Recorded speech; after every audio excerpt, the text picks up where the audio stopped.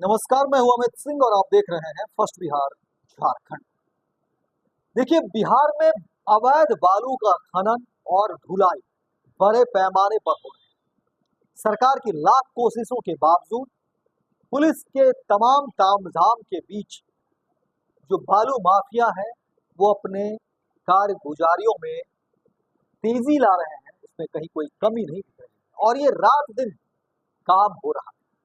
और कहा जा रहा है कि इसमें बड़े बड़े रसूखदार लोग शामिल हैं, सफेद पोश भी शामिल हैं और कई अधिकारी और कई पुलिस के कर्मी भी इस खेल में शामिल हैं।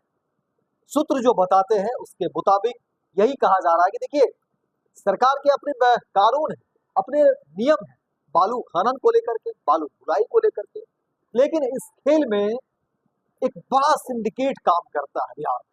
और बालू के खेल को समझने वाले जो लोग हैं वो जानते हैं कि बिहार में अवैध बालू का जो खनन हो रहा है और बालू की जो ढुलाई हो रही है वो किस तरीके से हो रही है, इसमें कौन कौन लोग शामिल हैं, पुलिस के कौन अधिकारी इसमें शामिल हैं।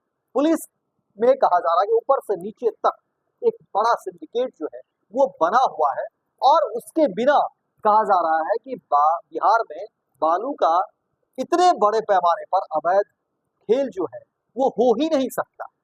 हालांकि इसको लेकर के सरकार ने बड़े नियम भी बनाए हुए हैं, कड़े नियम भी बनाए हुए हैं, लेकिन फिर भी बालू का खेल बिहार में लगातार जारी है। देखिए, पूरी खबर हम आपको विस्तार से बताएंगे कि आखिर बिहार में बालू का जो खेल चल रहा है इसके पीछे बड़ी वजह क्या है और कौन कौन लोग इसमें इस बड़े खेल में शामिल हैं और अब इस बड़े खेल का क्या कुछ होने वाला है। देखिए, जो खबरें निकलकर सामने आ रही हैं उसमें कहा जा रहा है कि देखिए, बिहार में बालू के बड़े खेल तो होते ही हैं, अधिकारियों से मिलीभगत कर बालू माफिया अवैध धंधा करते हैं। सोन नदी से बालू के अवैध खनन कर ढुलाई की जाती है। बालू के भंडारण में भी नियमों को तार तार किया जा रहा है। इसके खिलाफ पटना हाईकोर्ट के वकील ने मुख्यमंत्री से लेकर खनन विभाग के प्रधान सचिव को पत्र लिखा है और कार्रवाई की मांग की है। पटना हाईकोर्ट के वकील मणिभूषण प्रसाद सिंगर ने खान एवं भूतत्व विभाग के प्रधान सचिव को शुक्रवार को ही इस संबंध में पत्र भेजा है। बता दें कि बालू से बलाई निकालने के में राज्य सरकार ने 2021 में बड़ी कार्रवाई की थी। सरकार के आदेश पर आर्थिक अपराध इकाई ने बड़े बड़े अधिकारियों के खिलाफ, जिनमें एसपी, डीएसपी, डीटीओ, एसडीओ से लेकर सीओ थानेदार तक शामिल थे, कार्रवाई की थी।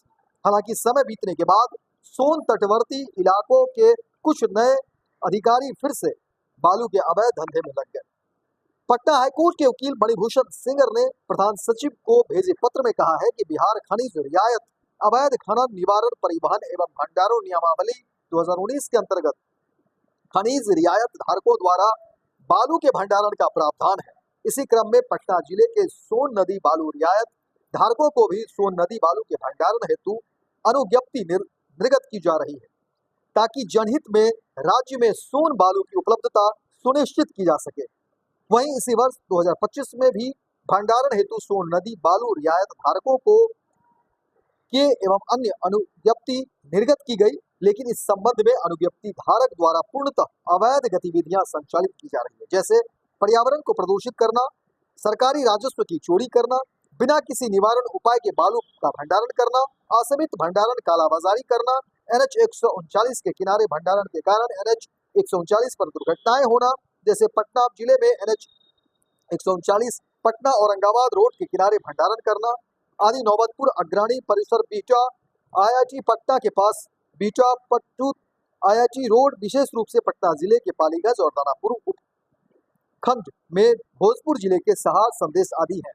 पटना जिले के पालीगंज और दानापुर अनुमंडल के विक्रम नगर, कनपा, अग्रणी कैंपस, बीटा और IIT पटना के पास के अलावा देखिए NH 139 पटना औरंगाबाद रोड के किनारे ये इस तरह से भंडारण जो है खुलेआम पहाड़ की तरह होते हैं, लेकिन किसी को इसमें सुध लेने की जरूरत नहीं होती है। पुलिस के बड़े बड़े जो है कहा जाता है हुक्मरान और नीचे के तबके तक के लोग जो है वो शामिल होते हैं और कई तरह की बातें जो है इसको लेकर के कही जा रही है।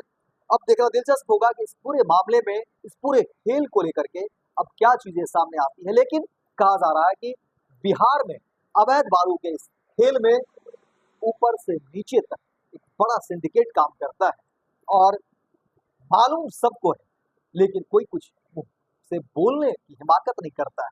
आखिर ये कैसी मजबूरी है? ये एक बड़ा सवाल बिहार सरकार के सामने है, नीतीश कुमार के सामने है।